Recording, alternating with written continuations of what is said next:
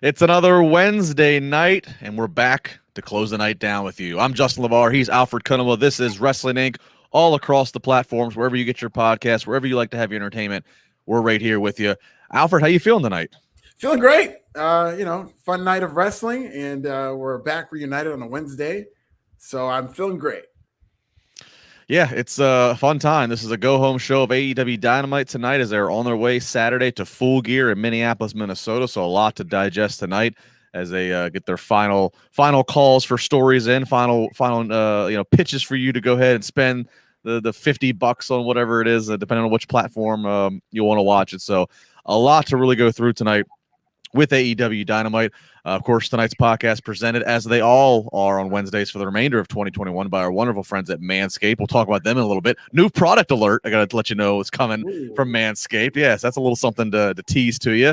But also, let's take a look at some news items, Alfred, as Wrestling Inc.'s always on top of the ball when it comes to that. Let's start with NXT, Tuesday's live NXT on this past Tuesday, yesterday. Of course, NXT 2.0. Let's not get confused. It drew 603,000 viewers, according to Showbuzz Daily. That's down 4% from last week's 631,000. So, Alfred, it seems like ever since Halloween Havoc, they just continue to now the dip and slide just a little bit lower each week. Yeah. It looks like these television specials are going to be the key to kind of sustaining their viewership, and they're going to have war games, but that's not going to be a television special. It'll be more of a pay-per-view. So I'm very curious to see if any type of bounce comes out of that with what happens after war games that Sunday. The following Tuesday, are they going to be able to get momentum in terms of a war game bounce? Hopefully they will, but I think moving forward, the strategy should be to put a lot of these big time shows on TV if they can help it, because that seems to be how they can build viewership. Yeah, I'll be real curious. It's not been, relatively speaking, a lot of time since this 2.0 has launched. I'll be really curious to, when we do a few more investor meetings, when the great wrestling journalists and media's, Wrestling Inc. being one of them, Raj Giri, your owner, when they start doing some more digging, how USA is really feeling. It's still a live NXT, which is what they want. It's unopposed on a Tuesday night. It's supposed to be more mass appealing, not the more indie shtick that the previous iteration of NXT was.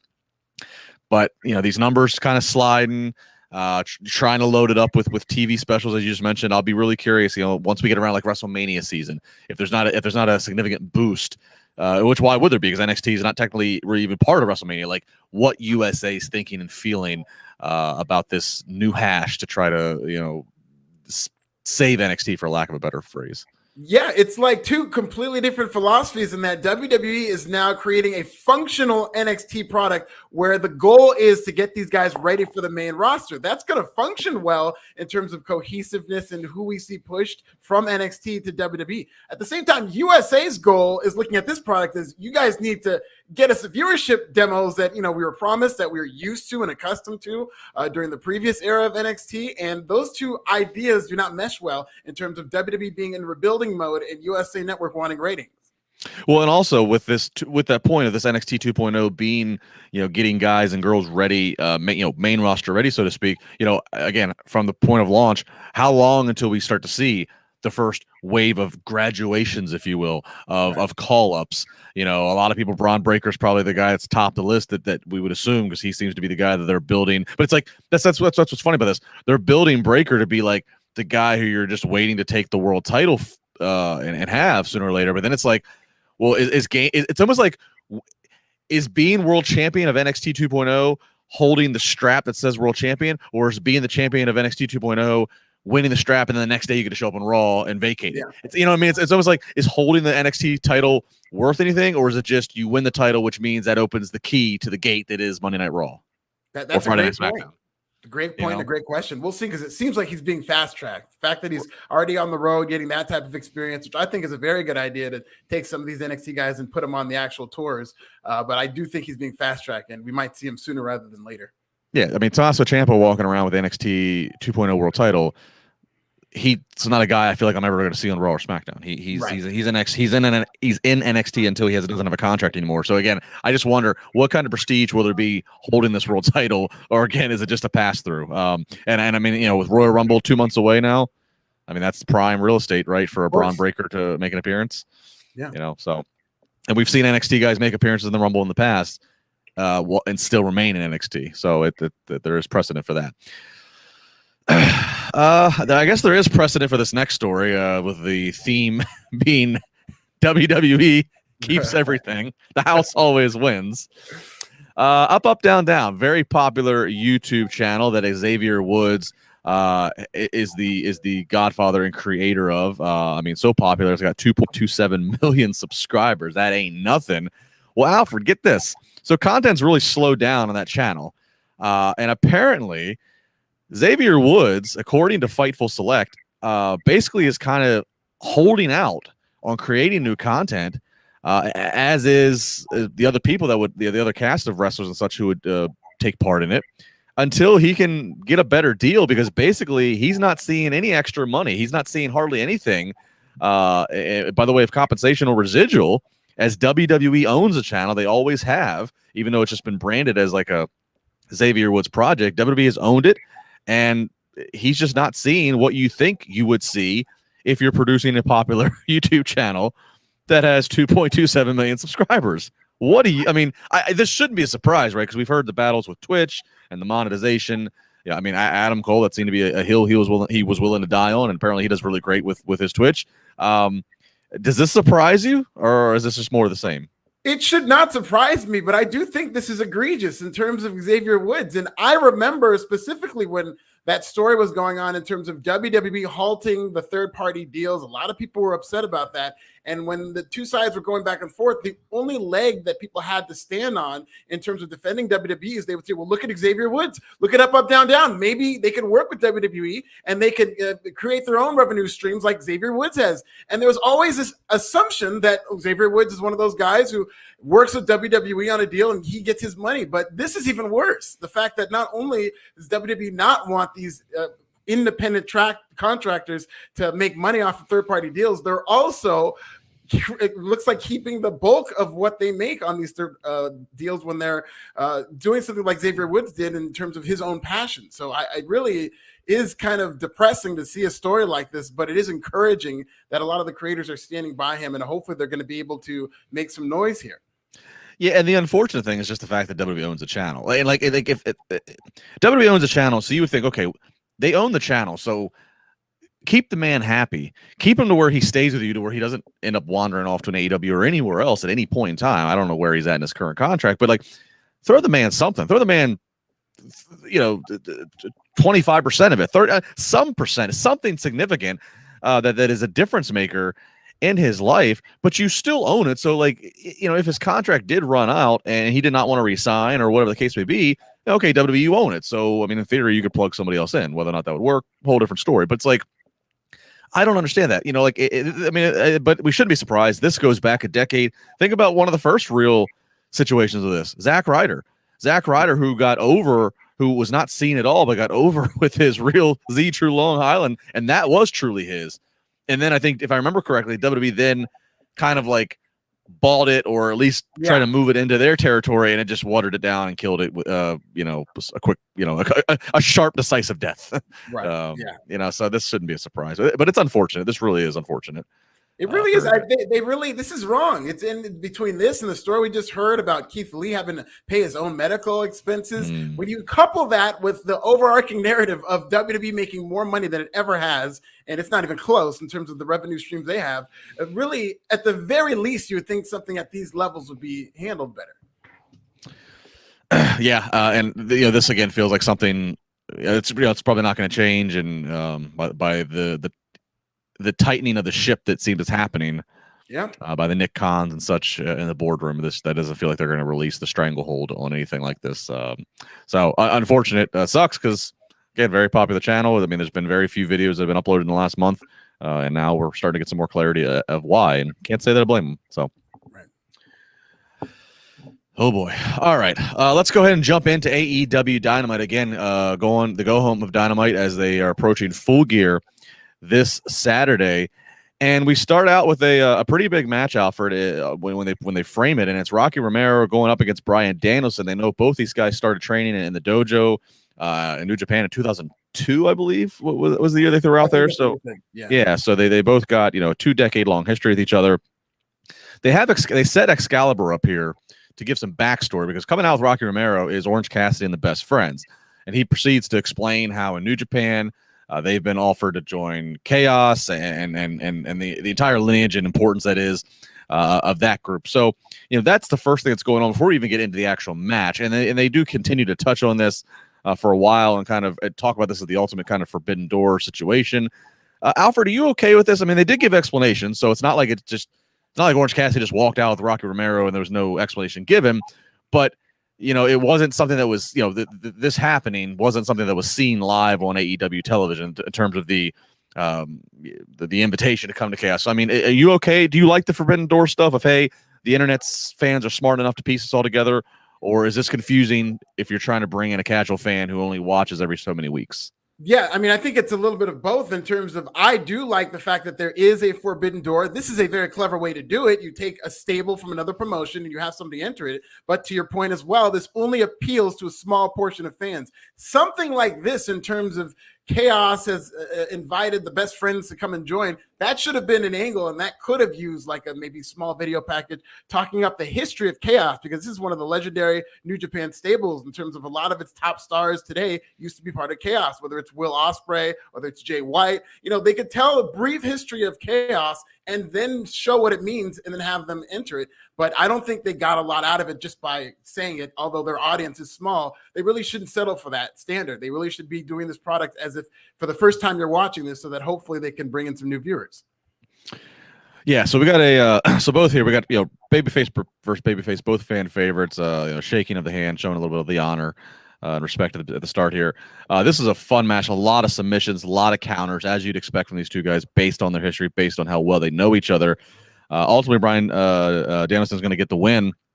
No surprise there. Didn't think Rocky Romero was going to beat Bryan Danielson on AEW Dynamite, but still a good match, a good showing for all involved. A hot start here, and Bryan Danielson, and they even noted, since he's come to AEW, this has not been a part-time contract. He has worked a steady, heavy workload, whether it be Dynamite or Rampage. Yeah, and I think that's going to play into the story of his match against Miro, because that's great that they said, he has not taken a single week off. He's got Miro this Saturday. He really needs to be resting, and so that might play into that. So that's really great. I like this match.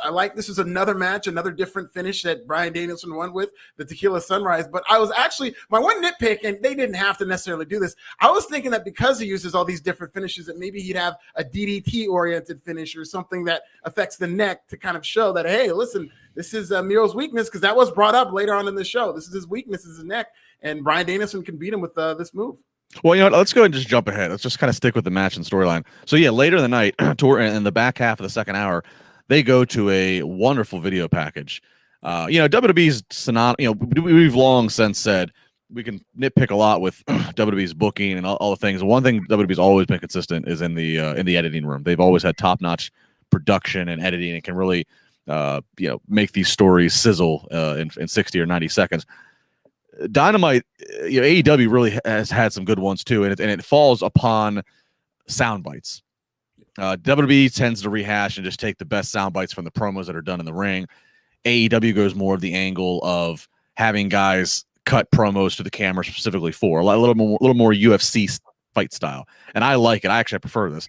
The package they showed later in the night, with Miro basically talking again, all the talk of the God, the talk of Bryan Danielson. You're everybody. You were everything to everybody else but me. And it just, I need to have that world title over my shoulder and a world champion beneath my boot, something to that effect. I mean, this guy, I can't recall anybody in AEW who's done a bigger 180. Again, Miro came in, Best Friend stuff was just a fart. This is, he looks primed to be the next heel world title challenger.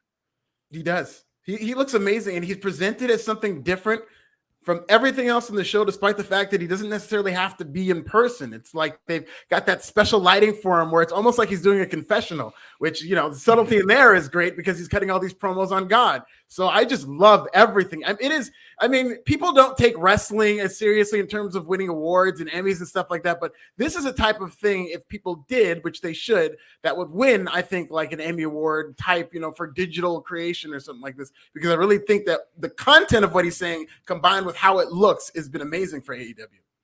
And maybe what we know about AEW's process makes it that much more impressive and, round of applause to the talent, because we know they're not being, cornered by 15 writers and told to memorize all the stuff.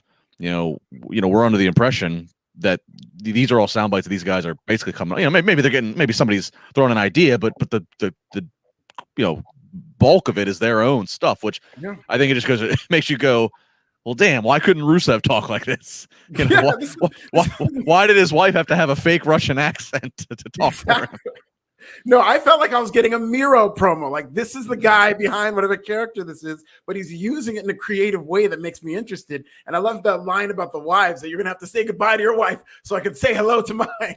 Yes. So great. Again, he keeps mentioning the wife. He's mentioning God. She's a free agent. I can't get off of it. Maybe it's because maybe I want it to be a happy Lana day, a happy CJ day, but I can't get off of it. But Miro, he looks the part. He sounds the part. He's nice and groomed.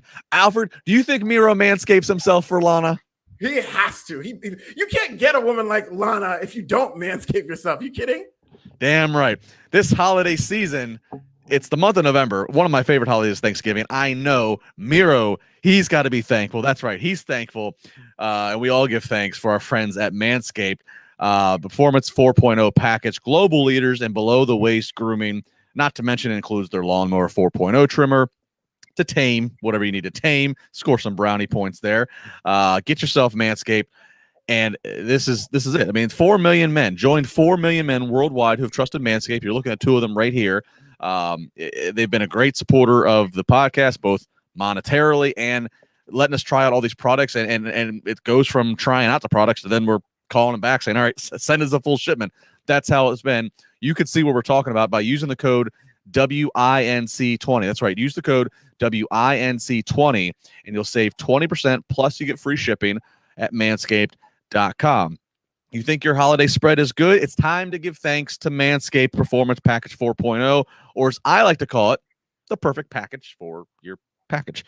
Inside, you'll find the Lawnmower 4.0 trimmer, the Weed Whacker ear and nose hair trimmer, Crop Preserver ball deodorant, Crop Reviver toner, Performance boxer briefs, and the travel bag to hold all of your goodies. It is the cornucopia for your balls. The Lawnmower 4.0 trimmer features cutting-edge ceramic blade to reduce grooming accidents. Got the LED spotlight, the 4000K LED spotlight, so you need perfect lighting for that precise shaving. It's also got the Weed Whacker with the 9,000 RPM motor-powered 360-degree rotary dual blade system to provide skin-safe technology to help prevent nicks, snags, and tugs in those delicate areas. Can't forget all the liquid formulations. They got the ball deodorant, the Crop Reviver. Everything you need is there for the gifters. Manscaped, it can seal the deal for the gifters. You get 2 free gifts in the Performance 4.0 package, the Manscaped boxers, which I love, and again, the travel bag. Remember I mentioned they got a new product, Alfred? Check this out. They've been busy launching the refined body wash and 2-in-1 shampoo plus conditioner. Both feature the Manscaped signature scent, ooh la la, and will help you unlock your confidence this year. Your boys and body will be oh so fresh and clean for this Thanksgiving season. Be thankful to them. And again, manscaped.com. Use the code WINC20. Save 20% plus free shipping. You will be thankful for Manscaped. We are thankful for Manscaped, both for the product and what it does, and again, for the support of this podcast. So thank you. Shout out to Manscaped. I love it. That signature scent is something different, man.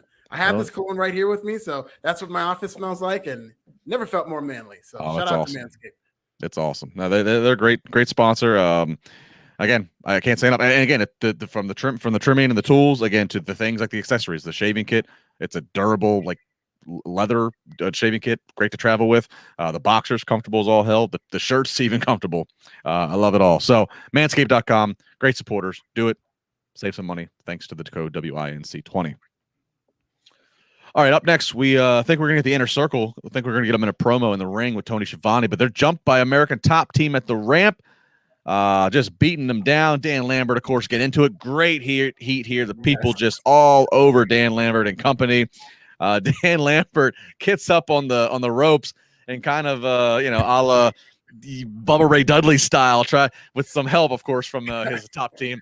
Power bombs Jericho through a table.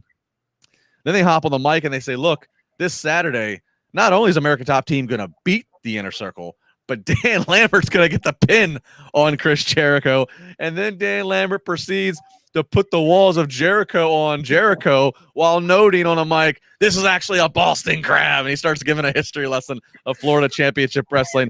I mean, this might have been this. I mean, there's a lot to take away from this night, but Alfred, this is right up there with the highlights of the night. Unbelievable. I just love this. This is a great heat segment. The real Rocky Johnson, that was very funny.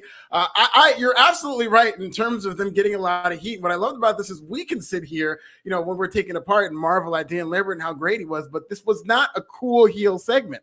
This was particularly planned so that they can get as much heat as possible because they attacked them just as it was time to start singing that chorus of Judas. So not only were these fans pissed that they did not get to sing, but they're also attacking the popular baby faces, and they just played it up great. I thought this was wonderful. I loved Scorpio Sky's promo after. Ethan Page was great. Every heel was on their game in this segment when they just had to be in terms of it being a go-home segment. So this is a very inverse to what they're doing with Jungle Boy against the Super Click, in that the babyfaces got a big segment like this. So I think that kind of cooled down the match heading into it. And this match seems like it's really hot because of this heat segment.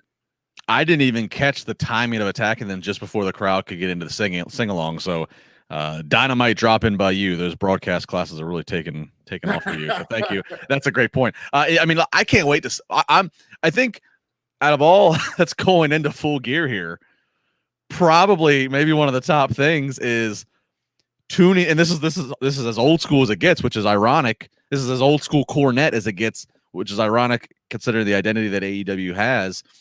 Is to tune in to see how much shit Dan Lambert's going to eat.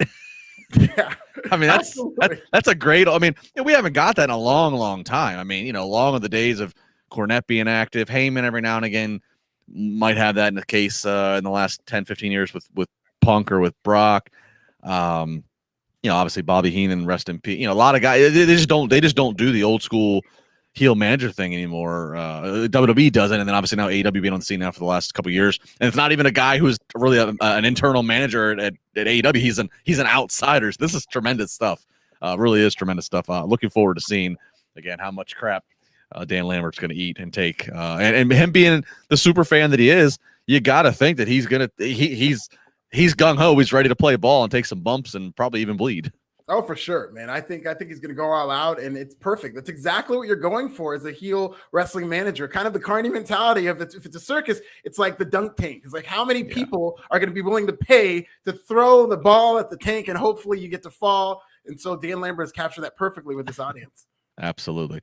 So yeah, great. This is really maybe argues for segment of the night, not just for the entertainment value, but for what it accomplished. Yeah. As we're just a few days away. 6-woman action: Jamie Hayter, Rebel, and Britt Baker up against Anna Jay, Taya Conti, and Thunder Rosa. A lot of moving parts in this one. The scary bump that I hope she's okay. I haven't heard anything more. Is Thunder Rosa does a cross body jump from the top rope to the outside on Jamie Hayter, and if you just watch the way that Hayter lands, it's a violent upper body bump. It is a quick snap back bump, but look brutal. Hopefully she's okay, and it looked worse than what it actually is. Conti gets the pin on Rebel, if I recall right, and Britt had the chance to maybe come in, and Britt decided just to save herself and live to fight on another day, most notably this weekend. So I don't know, I mean, the match wasn't the best, but I thought the conclusion of what was being done was logical. Yeah, it's pretty basic storytelling, and the story is that the champion is afraid of the challenger, so that helps Ty Conti. I think they could have done more for them to build up a story, just knowing how good they are at building up some of these stories. I think this is on the more basic side of how they did this, but it has all the ingredients. I like the fact that they weaved in the TBS tournament to where, Jamie Hayter was able to advance out of this, so it does help. And I do think that Britt Baker and Ty Conti are going to have a good match. It's just, if it suffers, it'll be because it's so predictable that Britt Baker is going to retain. Yeah, that's interesting. Yeah, I don't think there's any, I don't think there's a lot of mystery of who's going to win this. So I guess I wonder then, is that just what it's supposed to be? Are we just continuing to solidify Britt as champion and as top of this women's division? Is there a swerve? Is there start to be problems with, legit problems between her and her two lady cohorts? Right. Does somebody else end with a stare down to her. You know, I think it'll be interesting to see what the purpose is of what they're going to do here with Britt in this women's match this Saturday. So again, kind of helping sell the pay-per-view here for everybody, but tune in to Full Gear Saturday, and we'll see where that goes. All right, we get Jungle Boy up against Anthony Bowens. Both Jungle Boy over like Rover, Anthony and Max cutting raps. They're. What was the line of the night with the girlfriend? I got to emphasize that you leave your girlfriend alone with 7 guys in reference to Anna Jay and the Dark Order. Man, Max Caster's doing some great work. Great work. So yeah, crowd really into this in terms of both sides. Jungle Boy ends up winning. It's basically like this was to get Jungle Boy over. It's basically like a handicap match. He's having to deal with the 2-on-1 situation. He gets the win via submission. Bigger story though is post match. He's attacked by Bobby Fish. And that's notable because obviously Jungle Boy is heading towards a match with Adam Cole. So what is Bobby Fish doing here? Obviously, there's an obvious correlation of Bobby Fish and Adam Cole from their previous employer. Do you like this, Alfred? I do like this. I like philosophically the fact that AEW does not ignore other promotions and other storylines that may have been popular with wrestling fans. I think it adds sort of an MCU type quality where you get the origin stories of all these different superheroes, even though it may not be their particular movie. And so it does make it more interesting that now Bobby Fish is aligning with Adam Cole instead of it just being just this random thing that they're doing and just assuming that, or ignoring their history or whatnot. I do like the idea of acknowledging a prior history. I agree. The fans are going to acknowledge it. The fans are already thinking anyways. They're already making a note of, okay, Adam Cole's here. Now Bobby Fish is, what if they got Kyle over? The fans are, at least the fans of AEW especially, they're already thinking of these things. So what good is it to flat out ignore it or not? Or you can ignore it if you're Tony Khan, if it doesn't fit your plans. But in this case, it fits. Adam Cole's doing a chicken shit thing by hiring his buddy to be a cheap shot hitman. It fits. This is a case, again, I've had moments, we all do, as I think we should. You try to look at this, you try to praise AEW when they need praise. You try to be critical when you think there's worth being critical. But you got to give a lot of credit to Tony Khan for this is where he is very he's very there. He is listening, which is, if this was Vince has always been by the mentality. If he didn't create it, he doesn't know. You start over WWE. Tony Khan seems to have no prideful issues of acknowledging something that was under the Vince's umbrella, even though it was more of a Triple H thing, but he has no problem acknowledging an association that was done in another company, a forbidden door by his biggest competitor, and just saying, well, let's just lean into the fact that you guys were together for the last 4 years as a group. So why? Certainly you would come across these other locker room and you'd say, hey, go take care of this for me. So it's. And particularly with that group, because it was, hot during a time where NXT was going head to head with AEW, and we did see a lot of crossover. So a lot of people who watched AEW also watched NXT, and they would particularly be familiar with the Undisputed Era. All right, so it's time for a little bit of fantasy booking, Alfred. So right now, Adam Cole, he's with his old buddies. He's with the Bucks, with Omega. We've talked about this. Cole he's the baby face of the group. Everybody wants to cheer him, even though he's doing heel stuff. So I think we talked last week. It's probably there for him to break off, him to just break out and be the baby face. Bobby Fish is around. Rumor is Kyle O'Reilly's contract with WWE/NXT is got a clock that's ticking pretty quick. Are we gonna see? Can't be called the Undisputed Era. Are we just gonna see that end up reforming in AEW? If they bring in Kyle O'Reilly, there's no other reason I think that they'd be doing it than to do an Undisputed Era. And they've already kind of started to plant the seeds for Undisputed Era versus the Young Bucks. If you looked at how visually it looked with Bobby Fish kind of standing on the other side and the Young Bucks wary of him, and they threw that little shot at him, and it's not disputed. This is the era of the Young Bucks. I do think the storytelling is there because they have already started to tell the story about Adam Cole splitting from Kenny Omega. So maybe Kenny Omega goes with the Young Bucks and they fraction off, and Adam Cole going with the Undisputed Era, man. That's going to be a match that would get a lot of people excited. Maybe it could be a blood and guts match. Who knows? Maybe it's the next Stadium Stampede. Oh, there you go. Go back to Jacksonville. There you go. Go back to Jacksonville. I want a Tim Tebow Trevor Lawrence appearance. I'm kidding. No Urban Meyer. They don't go to the bar and they've run Urban Meyer.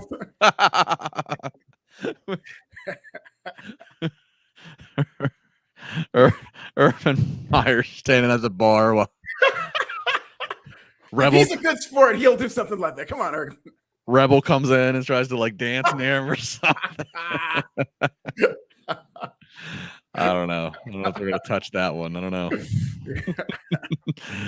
Serge McTavish is Hangman Page a better feel-good wrestling story than Bryan at WrestleMania 30? I say yes, purely because it's genuine booked climb to the top, not a rewrite. I disagree with that. Alfred, I don't know. I'll let you go first here, but I disagree. No, yeah, I think Bryan Danielson is like the pinnacle in terms of feel-good stories just because of how much real life. It was pretty much a story of not only Bryan Danielson or Daniel Bryan at the time, but the fans getting behind him and it finally working. There's always been a perception that WWE is going to do what WWE is going to do, and they kind of fight their fans. And this time the fans won. So I think it's an iconic moment. And as great as this Hangman Adam Page story has been, I don't think it has that iconic status that Bryan Danielson did. Yes, first off, to the comment of saying he says yes purely because it's genuine booked climb, not a rewrite. Serge, the rewrite is part of the magic, and what I mean is Daniel. We'll call him Daniel Bryan for this, since that's what he was in 2014. Daniel Bryan managed to get them to hijack and the fans, the Daniel Bryan fans, managed to get them to hijack, and they managed to hijack and get them to rewrite on the road to Mania. That Rumble, which was Punk's last match, that Rumble was here in Pittsburgh. I was sitting front row here in Pittsburgh, and I can remember as they got ready, as it got time for when we knew number 30 is coming next. There's only one left to go, and Rey Mysterio came out, and the place booed Rey Mysterio out the building. Rey Mysterio, who's been a babyface his entire life and career, and they booed him out of the building. And then Batista ends up winning. I remember Batista wins, and he's standing there for the pyro, and I made eye contact with one of the referees. I forget who it was, and I kind of did like a little bit, and he kind of like shrugged his shoulders because as the crowd's booing, because even they knew we just missed an opportunity. And in a matter of 3 months from that point, the fans got Vince to change his mind and totally reworked it to where Daniel Bryan worked 2 matches in a night and ends up ending the night standing triumphantly in the same WrestleMania where the Undertaker's streak gets broken.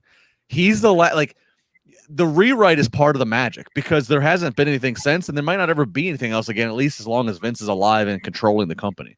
That's part of the magic. It's great that Tony Khan and AEW is genuinely listening and letting Hangman Page rise, but they're listening to the audience. But that's part of the magic of Bryan's thing at Mania 30. It's just, Absolutely. And Alfred, were you there in New Orleans for that one? I was. No, there. I was not.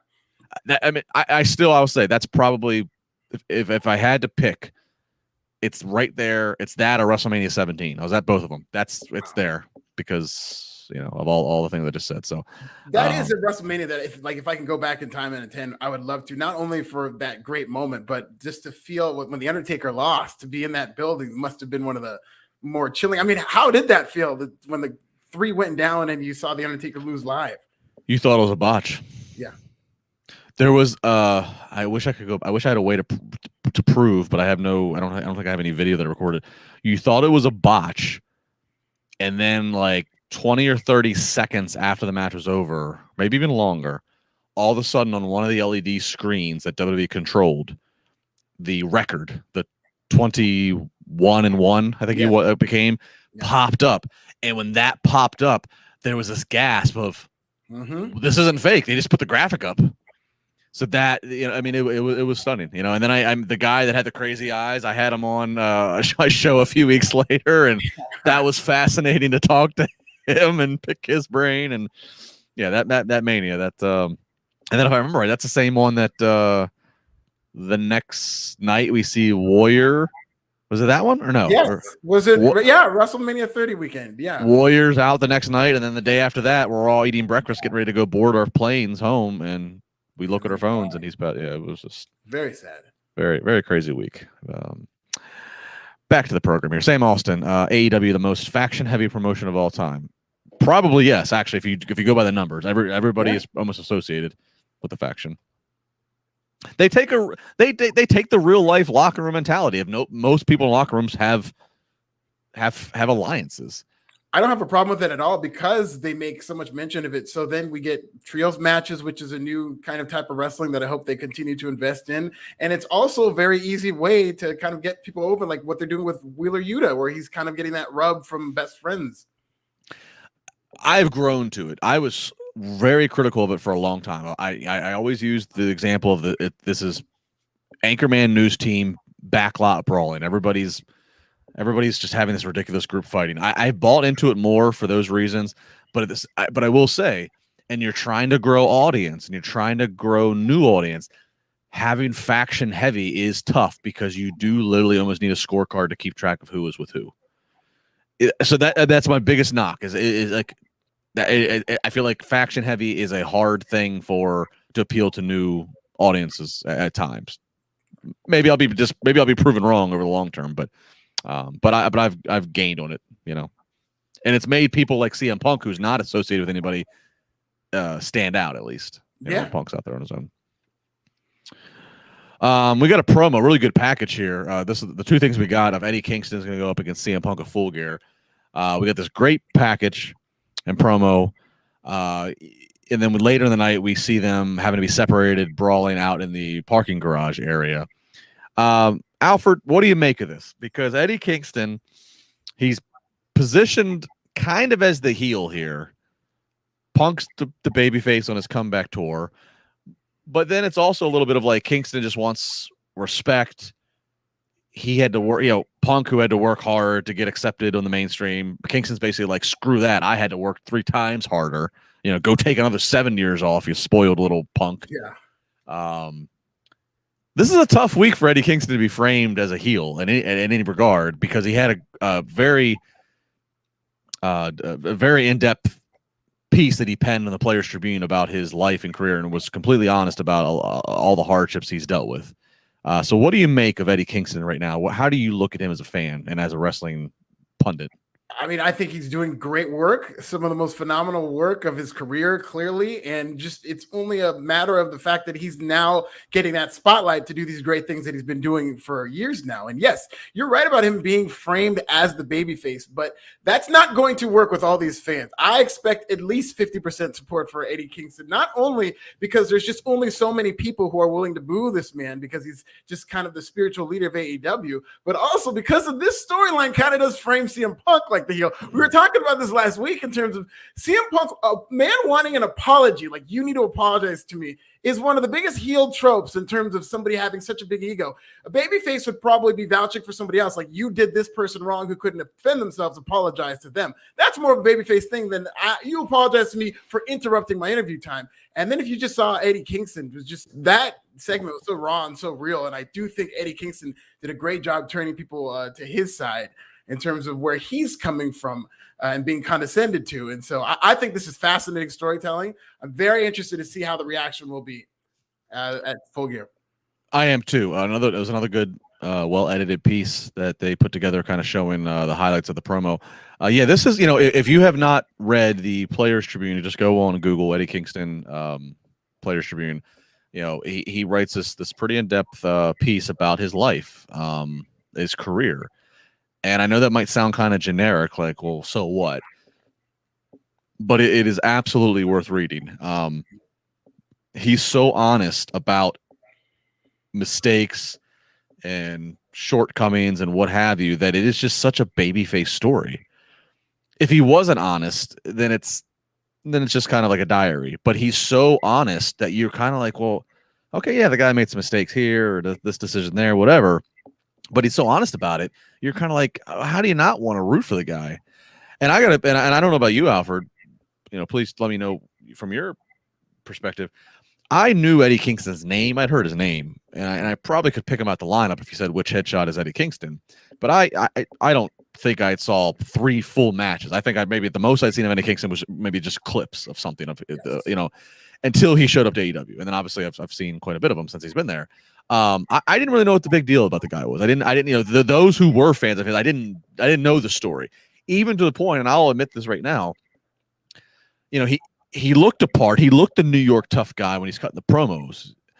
And then when he'd wrestle and he's wearing the singlet and he's wearing, and I know a lot of his outfits, he would pay respect to his Japanese wrestling, heroes and guys he looked up to, I still just didn't get it. I was like, well, why do that? Like, you should be wearing the Uggs or the Tims and dressing the New York street style. But now I will completely go back and say I was wrong in that opinion of mine. I don't think it was a good opinion of mine, because now reading from him and reading it directly from him, how important those stumbling upon Japanese wrestling was, and the tapes, and really seeing what effect it had and where he was in life. I'm like, okay, now I appreciate that even more. And so, I mean, this Players Tribune story, I thought, did wonders for him. And Tony Khan, again, he's always listening, so I got to think he's going to lean into this. I think Eddie Kingston's probably getting set up for what could be probably the biggest babyface booking run he's ever had in any promotion. Yeah, 100%, and he's gonna run with that. And I've heard about Eddie Kingston for a long time. I'm like you; a lot of what I saw him do wrestling wise was through clips. But what really kind of got me into him was his promos. His promos would be online, and it's never been a doubt that the guy could really cut a promo. But I think he's now kind of putting it all together in terms of this match. Well, let me ask you: do you think he should win this match? Because there's now starting to be a groundswell of people thinking that he should win this match. Do you think he wins, or do you think he should win? That's a great question. If you asked me this a week ago, I'd say no chance. I'd say Punk's still on the comeback of the reunion loop. Don't have him lose to a guy who's 38 years old, or I think that's what Eddie is. Yeah. But I don't know. Now, having read that story, and I think a lot of other people are feeling the same way you and I are, this might be better served to have CM Punk lose for what it could do for Eddie Kingston versus CM Punk losing to, pick a 20-something-year-old in AEW who's probably going to get false. This might do more for Eddie Kingston at 38 and capitalize on the situation at hand than it would if CM Punk loses to MJF in a year from now. You know what I mean? Yeah. I would strongly consider it. Yeah. If I'm Tony Khan, I would strongly consider, and I would talk to CM Punk and say, what do you think? And if Tony Khan is going to lean in, and if Eddie Kingston is going to have the biggest potential of a babyface run he's had in any company he's ever worked for, there's no better launching pad of trying to have a babyface run than being the first guy to beat CM Punk in over 7 years, and then after the match doing the handshake and getting the sign of respect, and Punk going, yeah, this guy's a babyface now. He earns my respect. You should cheer him now. That could be the launching pad.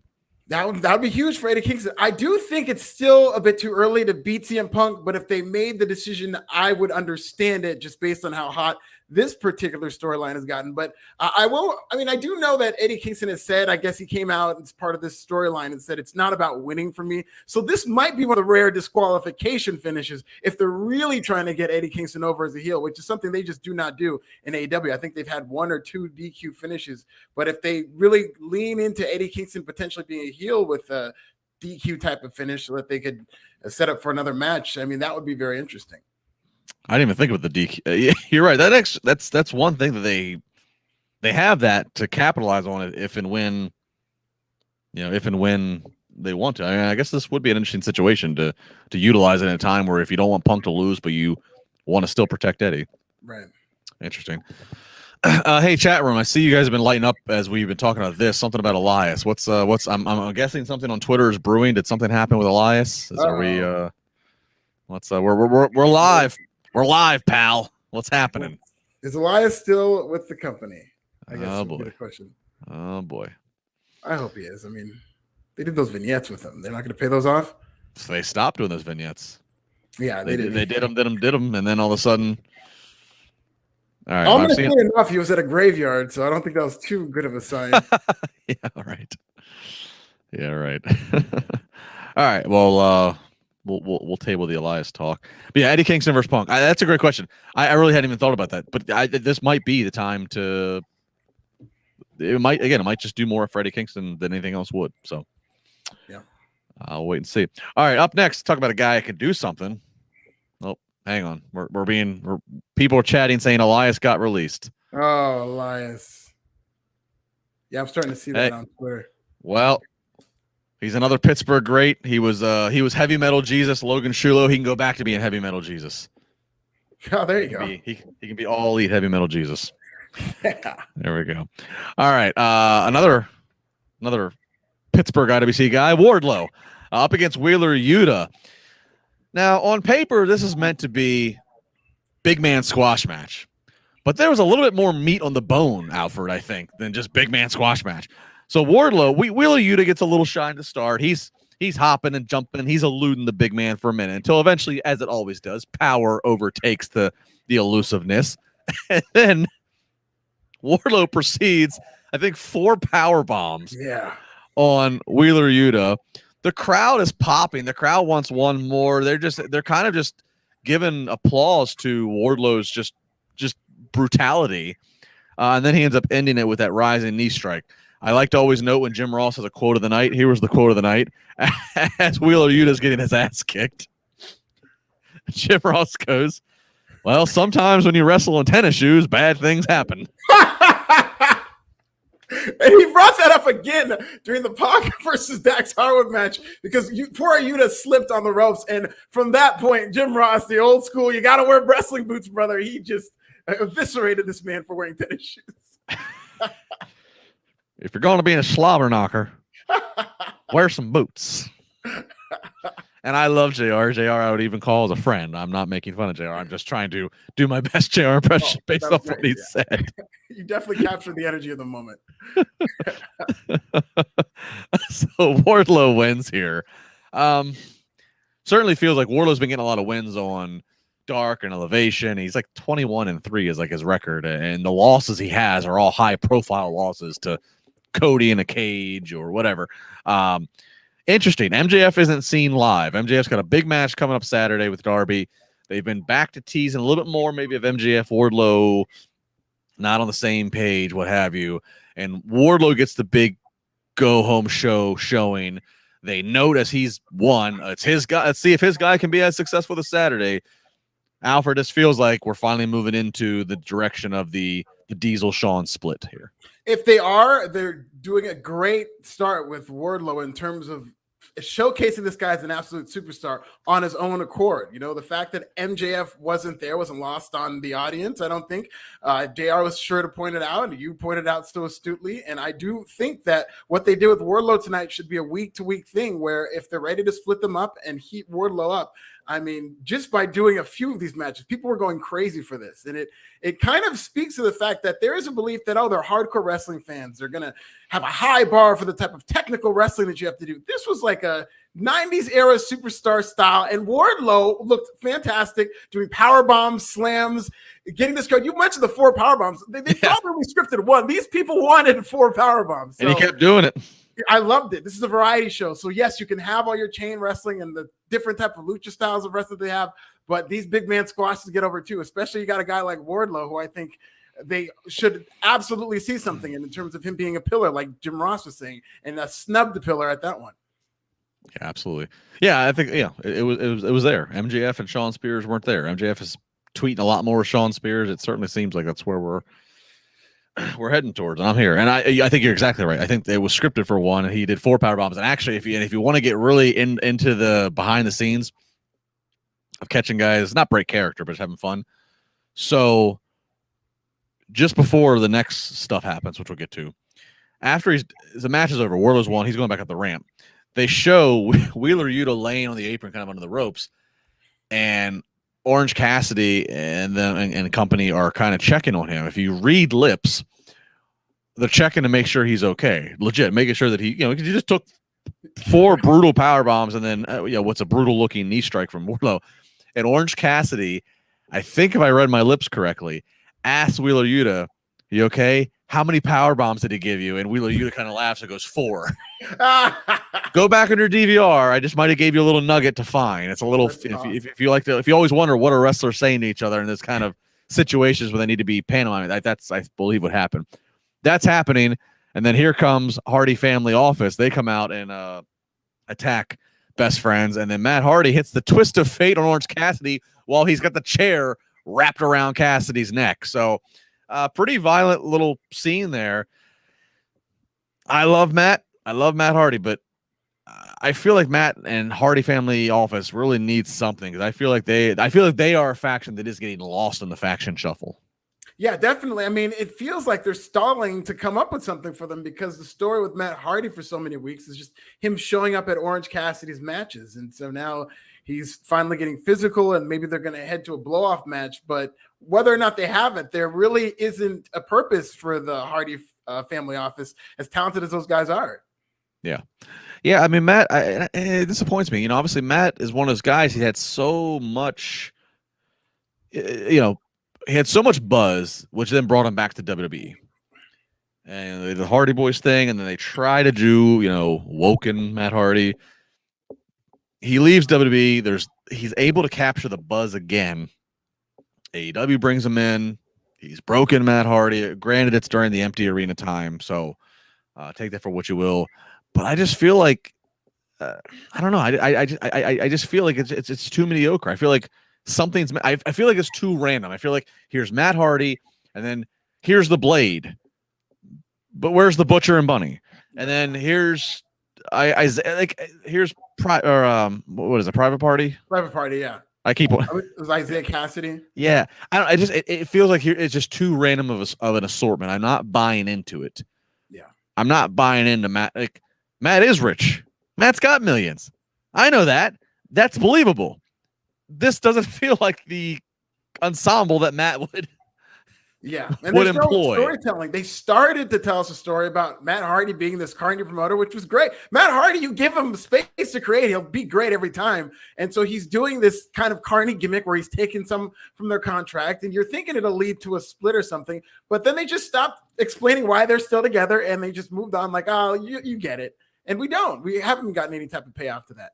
And you're right. That's what at first it was funny when he was taking whatever crazy percentages he was, but yeah, it has fallen by the wayside. So I don't know. Let's do better with that, if we can do better with that.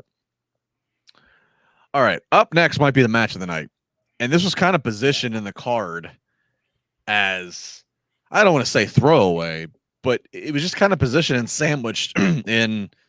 It was just sandwiched. I'll just leave it at that. Lio Rush and Dante Martin versus Lee Moriarty and Matt Sydal.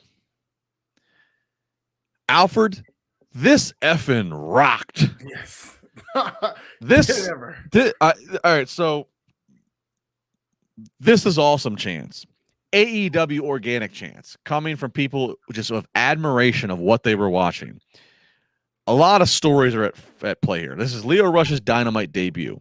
He was the Joker at the pay-per-view a while ago, but he'd never been on Dynamite. Dynamite debut wrestling. This is Lee's Dynamite debut. Only his 7th match in AEW as a whole. We hear about WWE looking for guys who are younger and trying to get younger and younger. You got Lio Rush, who's going to be 28 on Thursday. He's going to be 28 in 57 minutes from now. You got Dante Martin, who's 20. You got Lee, another great Pittsburgh product here, 22. Matt Sydal, he's the old man at 38. Very been around the block. This was just showcasing youth, athleticism, and diversity. This was fantastic. I'm not even going to try. I started to write notes, and I literally started to scribble, and I just said, screw this.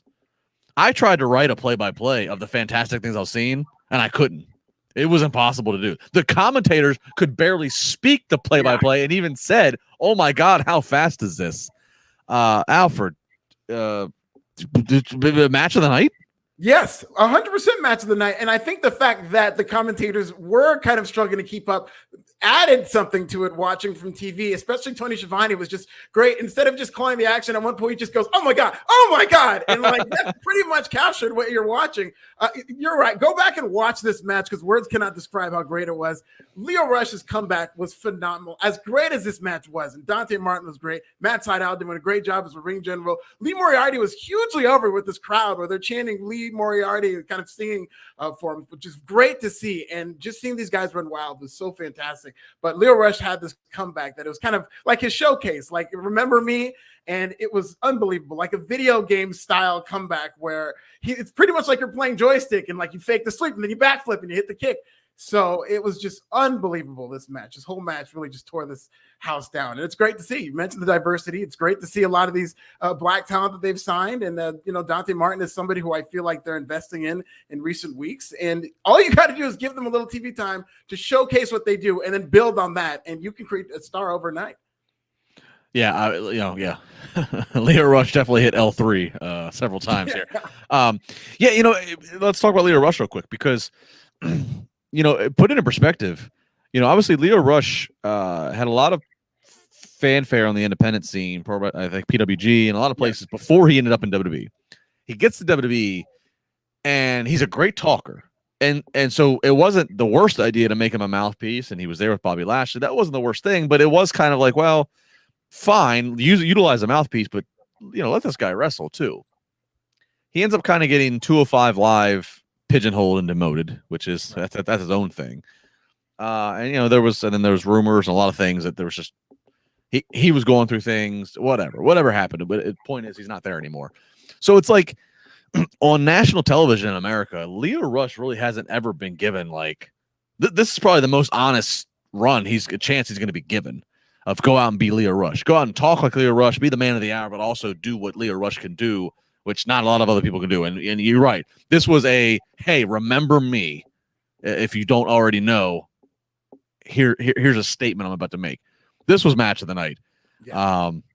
In a go-home show that was more match-heavy than I anticipated for a go-home show to a pay-per-view, there was a lot of action that happened. This was match of the night. And again, I can't stress 28 tomorrow. 20 years old, 22 years old. I mean, there's some things that obviously need to be tightened up and camera awareness, whatever, nitpick, all that stuff. But let's just focus on this. This is the match that elicited This Is Awesome chance and AEW chance. That says something. Yeah, these people came unglued for it, and it was amazing. Just a work of art. You could throw this match out next week on Dynamite. I know Dynamite and AEW they try to avoid rematches, which we all get enough of on Mondays. They try to avoid rematches. I would have no problem just for shits and giggles if they threw this back out there and said, all right, guys, see if you can go top the last one. Yeah, run it back. Why not? No problem whatsoever. Why not? All right, we get Pac versus Dax Harwood. So you get a situation here of a singles match. Everybody else banned from the ringside for the match. Commentary's kind of selling it as not really a baby face. So, well, maybe Pac's a baby face, but they're selling it as here's just two miserable hard hitters. Right. Two miserable personalities that are hard hitters. And it was hard hitting. It was, I mean, the chops were so hard that Pac is bleeding from his back. He's bleeding from his back. It's funny because they were chopping each other, and then I see Aubrey just start putting her gloves on. I was like, "What, from the chops?" Me too. Like, damn. Me too. I was like, "What'd she grab the gloves for?" I'm like, "Oh, damn." Yeah. There's an avalanche brainbuster from Pac from the top rope on Dax. Brutal looking. Yeah. Pac gets Dax to tap. Post match, here comes Wheeler, Cash Wheeler. He's helping beat down, and then lights go out, lights come back up. Here's Andrade and Malachi Black. They all are just beaten down on Pac. Eventually, the Lucha Brothers and Cody will come out, hit the ring. They'll kind of clear it. But let's talk about this alliance that's forming. Again, very faction heavy. Everybody's got to have somebody watching the back. So you got Dax Harwood and Cash Wheeler aligning with Malachi Black and Andrade. Good God, this is like the disgruntled NXT stars. Yeah. This is like that's all I could. That's when I look at the lineup, I'm like, these are the guys that all succeeded on NXT that just got shafted when they went to Raw. The future endeavored. That's the future endeavored. Maybe. There's got to be a faction that's gonna be called Future Endeavored, right? There should. There absolutely should. But to your point from earlier, you were talking about how because there's so many factions, some people who travel alone kind of represented differently. And I felt like that was one of the allures for Malachi Black. I don't like the fact that Malachi Black is involved with any stable, even if it is part of a story and they're using it to tell the story of, Cody having a feud with Andrade El Idolo, but I want to see a Malachi Black on his own. So I hope this is just kind of a temporary thing because they are going to have a tag team match at Full Gear. And sooner rather than later, I'd rather see Malachi Black on his own. Yeah, that's fair. I've always had a long-standing rule about the supernatural and the superpowers.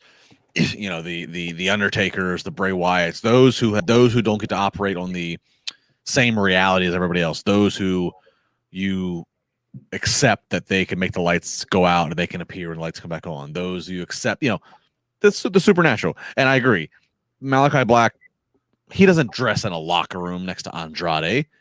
He's in a spooky place of his own where he gets ready. You know, like, yeah, I don't picture him as a guy who's, you know, got an allegiance in the locker room, but nonetheless, that's where they're going with this. So we'll see. Everybody's kind of paired up right now with their opponents, so we'll see how it plays out post Full Gear. Right. But certainly something to keep an eye on here. All right, main event time. Contract signing. They made everybody else leave the building, so you're not going to get any shenanigans, so you think, from anybody else. It is Hangman Page and Kenny Omega signing the contract for the world title match this Saturday at Full Gear. Of course, you're going to have a little bit of battle of the words. Omega says it was him who always had to pick up Hangman Page every time he fell off the horse and pick him back up. Hangman says, Omega, you're scared of me. You've always been scared of what I'm going to become, and I'm going to become it this Saturday when I win that world title. And so all this is happening, and it looks like, oh, no, we can't just end on niceness, you know, but it looks like Omega's like, let's just shake my hand. Let's just have a good match. Have a good match, buddy. Shake of the hand. Looks like they're going to walk away, and all of a sudden the cameraman attacks Hangman Page, and it turned out to be Don Callis in disguise. They bust Hangman open, take his blood. Kenny Omega signs a contract. Alfred, did you like this as the final scene for the Go Home show? Loved it. Only thing left is to have Hangman Adam Page go over, and this was a perfect ascension of a babyface, even in its imperfection in terms of them having to kind of pause the storyline, which I think allowed this to breathe and was a very much needed plot twist in terms of Hangman Adam Page's rise. So I thought this is great. I love the fact that Don Callis has been off TV for several weeks, where, you know, Kenny Omega has been seconded by Nakazawa and all these guys are just like, where's Callis?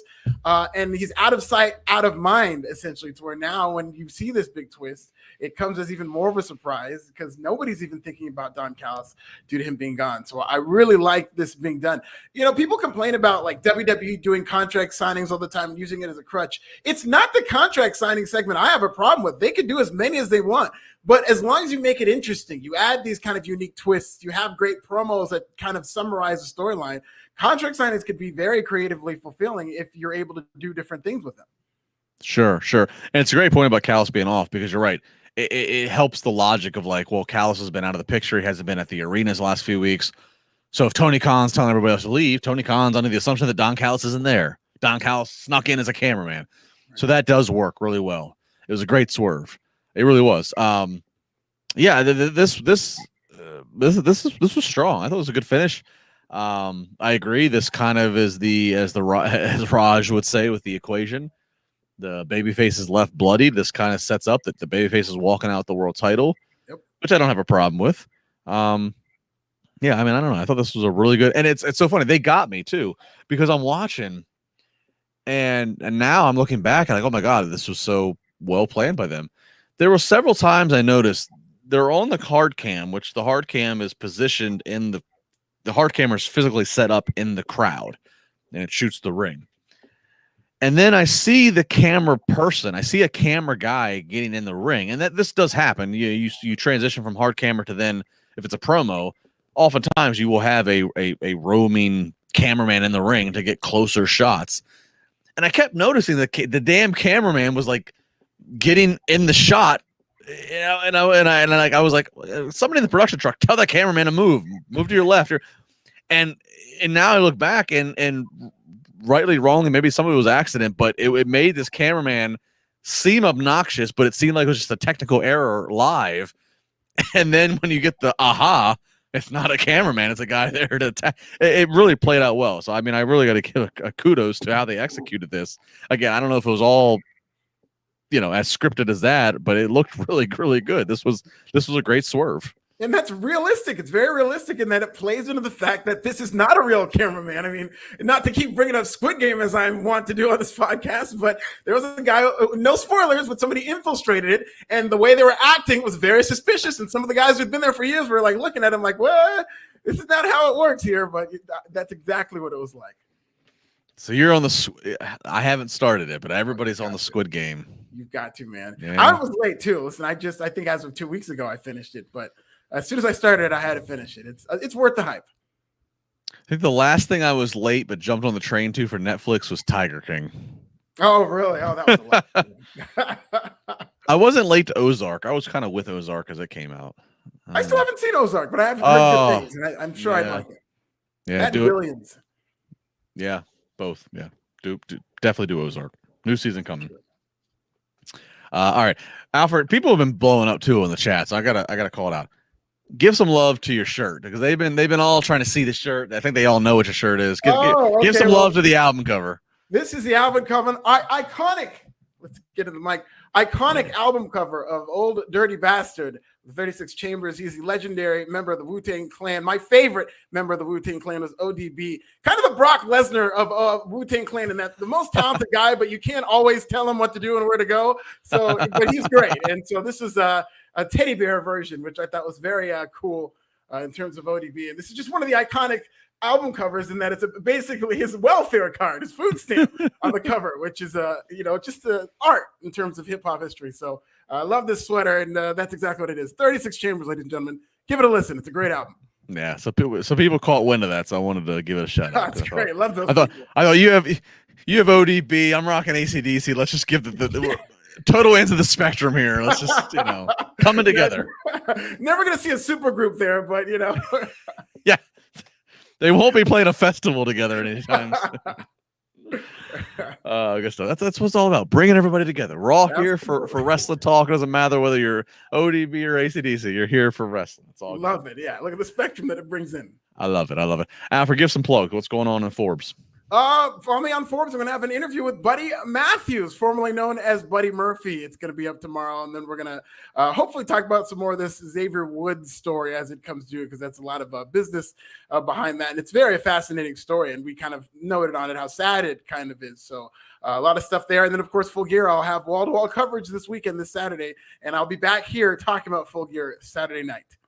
Oh wow, very good. Yeah, the Xavier Woods stuff. I'd be curious. I'll be reading whatever you put out. Like, would he have? Would he have any IP case? Would he have any intellectual property, or if he agreed from the start that it's WWE's, is he just kind of handcuffed? That's what I'm afraid of. Is that he must have? I mean, if for as much work as he's put in, the reports that he's not really making a lot, he must have signed some deal that. If you saw Dark Side of the Ring and Jerry McDivitt, I mean, he doesn't mess around in terms of WWE legally. So if you sign a deal like that with WWE, I'm afraid they dotted their I's, crossed their T's, and there's really no way out of this. Yeah, because I mean, like Xavier Woods, the real person. I mean, obviously he's super smart, very well educated, so he's not a dumb guy. So I'm curious to what he was willing to sign, and that's. Yeah, you're right. Jerry's the bulldog. Right here. Again, another Pittsburgh connection right here. He's a bulldog. He's as Dark Side of the Ring certainly showed. All right, very good. Well, check out all of Alfred's stuff. Great stuff on Forbes. I love Alfred's one of my favorite subscriptions of reading stuff over on Forbes. So check that out. He's got his YouTube channel as well. Make sure you are constantly checking out Wrestling Inc. New news stories all around the clock. Sounds like we might have some Elias stuff to talk about. So check that out. You can follow me at Justin LaBar on Twitter. The next live audio, video, anything I'll be doing is Friday morning on Busted Open Radio, channel 156 on Sirius XM. Myself and Mark Henry and Dave LaGreca. So that'll be a fun time. It's going to be a busy month. We got AEW Full Gear coming Saturday, as Alfred has noted. We got Survivor Series coming later this month. Lots going on. We appreciate it. Hit the like button, hit the subscribe button, leave a comment, do what you got to do, tell a friend. Alfred and I will be back next Wednesday, courtesy of Manscaped. We appreciate it. Be safe, be good. Good night.